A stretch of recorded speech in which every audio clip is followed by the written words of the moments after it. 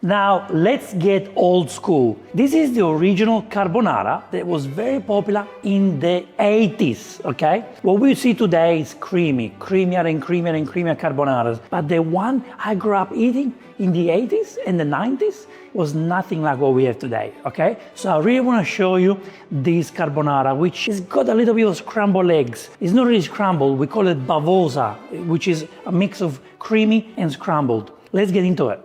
Recipe for 2 people. 200 grams of good quality dry spaghetti. I've got 200 grams of guanciale with the skin on, so by the time you remove the skin, it will be about 150 grams. In the old days, pancetta was very popular. Families used to go for pancetta because it was more accessible and easy to find, or guanciale, but guanciale was only available at butcher and artisan shops. Today, guanciale is available everywhere in Italy, in every supermarket. But back then, it wasn't easy to find, even in Rome. We're gonna use 2 whole eggs, 1 egg for every 100 grams of pasta. We're gonna use 60 grams of pecorino romano, 30 grams every 100 grams. In the old days, Parmigiano was used as well, okay? It could have been a mix of Parmigiano and pecorino. But pecorino romano is what most Roman chefs used in the 80s. We're gonna use a little bit of salt and pepper.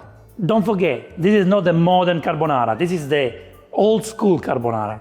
There's not much to prepare, but before we start boiling the spaghetti, because we're gonna do this while the spaghetti boils, we need to remove the skin from the guanciale, okay? So, if you look at this beautiful guanciale, see? This is made in Australia, it's really good. We're gonna remove the skin. The skin is tough, and you don't really wanna cook it.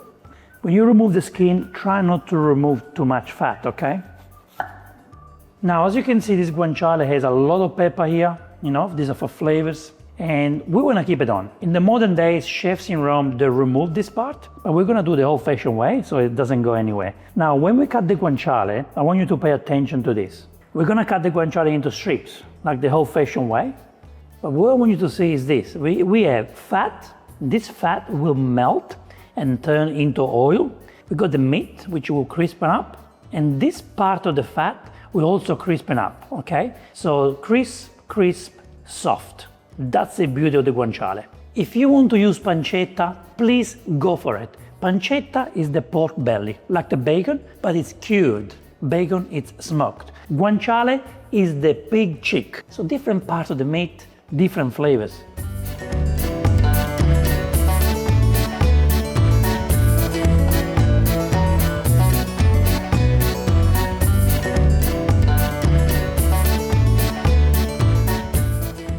You need to go and watch my video where I talk about the history of carbonara, okay? There's so much fake history out there. Carbonara was never had cream. Never had cream. Carbonara was created in the households of Rome, okay? Before the war, people were starving at the time. Nobody cared about putting recipes in books or recording the recipe. Whoever did was someone who was doing very well in life and maybe didn't get the right recipe, okay? These recipes were created by people who are not around anymore, but the stories were told, and the stories have been shared from generations to generation.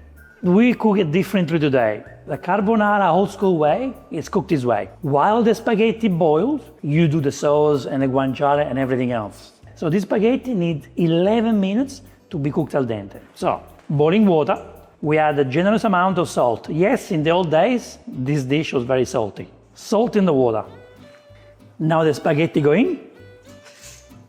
We gently want to push the spaghetti in the water. This is a very important step, guys. You put the spaghetti in. The first minute you need to stir. And then we stir again one more time after about 3 minutes. So we prevent for the spaghetti to get stuck to the bottom. Now in the meantime, on a medium-low heat, we cook the guanciale.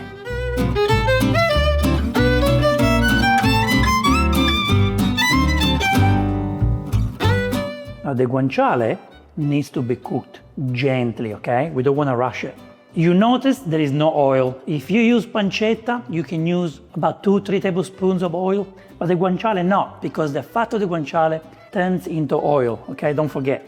Now we're gonna cook the guanciale for about, I would say, 7 minutes. And it's very important that we cook the guanciale slowly at a medium-low temperature, okay? We don't wanna burn the guanciale or rush it. 7 minutes at medium-low temperature will be plenty. Perfect to get crispy guanciale. See, after 2 minutes, the guanciale starts to sweat.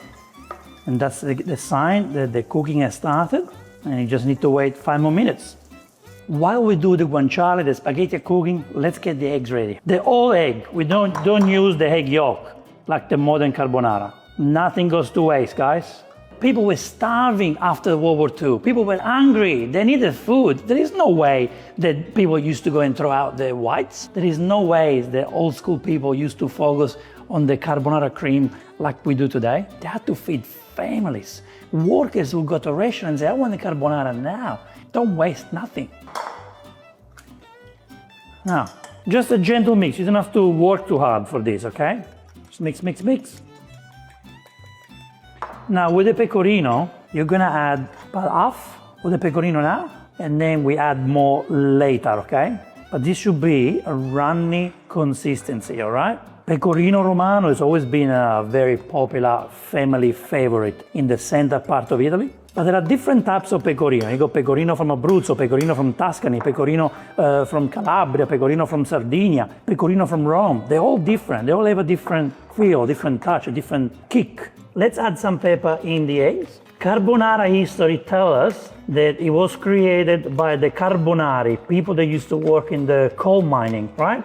So for them, this reminds of the job, of what they used to do. So the pepper reminds them of the mining, the charcoal. That's why it's called carbonara. Great, that's enough. Now we have the egg here on the side, ready to go. The guanciale, which needs about 3-4 minutes to go. Can you see how it's becoming like transparent on this side? Look at that. That's what happens before it turns into a crispy fat. But at the moment, the fat is releasing oil to the pan, which means flavors.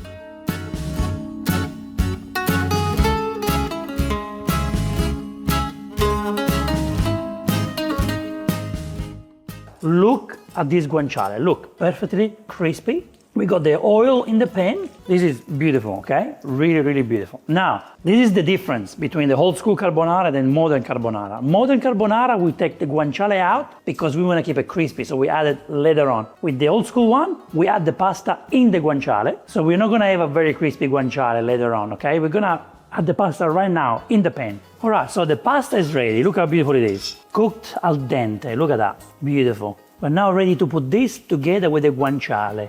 Right now we switch off the pan, no more fire. We put the spaghetti straight in there.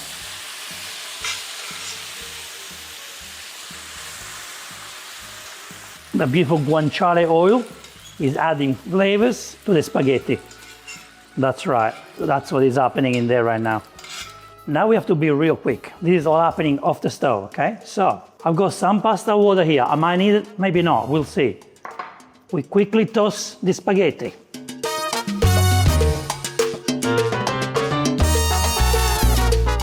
Now we toss the spaghetti, and as you can see, the spaghetti have absorbed the oil. There's no more oil left in there. Can you see that? Now, there's no such thing like pasta water yet. We might not need it. I don't think we'll need it. We're gonna add the egg. The egg mix go in it. A little bit more pecorino. And now, we toss. Now the difference between this carbonara and the new carbonara is, yes, it is creamy, but what we're trying to achieve now is that we want to get a little bit of scramble, okay? A little bit of scramble. So as you can see right now, what I've done right now, I made a very creamy carbonara. No pasta water, not much, but the starches from the pasta have helped to create that cream. See that beautiful cream that we created? So this is pretty much as close as possible to the new modern carbonara. But now, how do we get the old school carbonara? Let me show you. Let's put this back on the stove on a low heat. Low, very low, the lowest you can, very low, okay? We want to create a Bavosa feel, that we say. So a little bit of scramble, but not much. It has to be creamy, but slightly scrambling, okay? This dish used to feed workers who were so hungry after a big day of work. So they wanted this, and the extra scrambled egg is what filled them up, okay? Today is a sacrilege, but this is how the original carbonara was invented. By putting the pan back on the stove, look what we are creating here. Look at this egg, how it's consolidating, how it's starting to cook. We're doing this gently, okay? We don't really want to have scrambled eggs, so the flame is not too high. On the guanciale, you get that little bit of creamy scrambled eggs. This is a masterpiece. The little bit of dry cream, if I can call it that way. That's an old school carbonara, see? That egg making love with the guanciale. Look at that, look at that, look at that. Beautiful. You can call it whatever you want, scrambled eggs, creamy scrambled eggs. This is what you get from an old school carbonara. I haven't done this for such a long time, and today I'm going back in time. I feel so nostalgic today. Oh, look at that, bellissimo.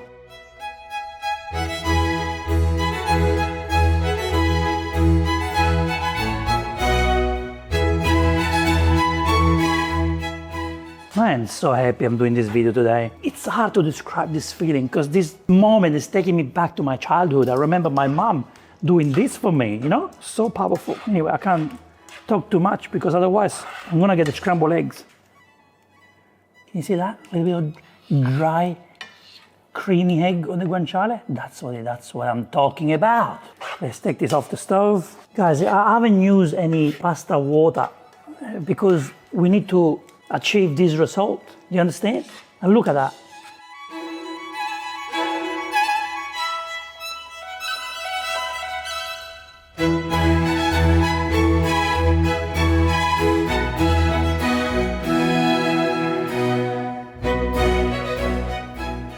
It's still a creamy carbonara, if you know what I mean, but it's drier. Do you understand? When I say drier, can you see the egg dried up more at the bottom? That's the Bavosa type of egg I was talking about, okay? It's not scrambled, but kind of it is, okay?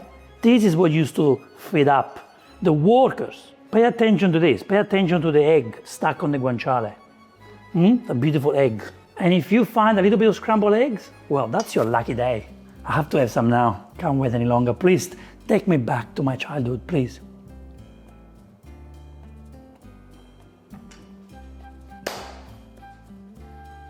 Those eggs remind me of my mom's carbonara. Those eggs are cooked perfectly. How did we get to this point of today of making that creamy carbonara when this is so beautiful and so perfect? Wow. I want to cry. I feel like I want to cry right now. Now let's serve this masterpiece the way it used to be done, okay? Here we go. Put it in the plate. A nice large amount, okay? No presentation. Nobody needs presentation, guys. Who's got time for that? Nobody has time for that. We are hungry. Please look inside the pan. Look inside the pan. See? Look into the pan. Can you see that little bit of scrambled eggs? The guanciale is not crispy anymore, but it's got these beautiful eggs on it. Final touch, we're gonna add the rest of the pecorino that was missing. Nice pepper on top. The old school carbonara is now ready for you to enjoy. Buon appetito. This marvelous old school carbonara will make you cry, seriously. Cry of joy, because it takes you back to the old days. And if you never experienced carbonara in the 80s, maybe it's good to be back on time, at least for 10 minutes. This 10 minutes carbonara will do that for you. Thank you so much for watching this episode. Let me know if you prefer this old school carbonara or the modern carbonara. It's hard to tell because I love the new creamy carbonara, but this takes me back to my childhood. It's hard to choose childhood versus modern, very hard. Thank you so much, I'll see you in the next Vincenzo's Plate video recipe. E ora si mangia. Vincenzo's Plate.